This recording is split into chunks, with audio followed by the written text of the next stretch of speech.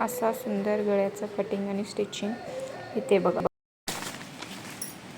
पूर्ण गळ्याची उंची आहे 12 इंच, त्यामध्ये वरील गळ्याची उंची आहे 4 इंच।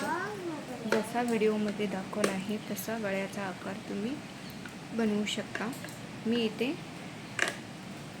चॉकने मार्किंग करून घेतलेले आहे, त्यावरती शिलाई टाकत आहे आणि बाकीचा राहिलेला कपडा जो आहे तो कट केलेला आहे आणि जिथे मध्यभाग आहे तिथे कट करून घेतलेला आहे आणि मध्यभागी आपली जी दोरी असते ती व्यवस्थित ठेवून घेतलेली आहे आणि त्यावरती खालचा गोल आकार शिवून घेतलेला आहे, जसा मी व्हिडिओमध्ये दाखवला आहे तसा। तर हा गळा फक्त कॉटनच्या कपड्यावर बिना कॅनव्हासचा बनवू शकतो।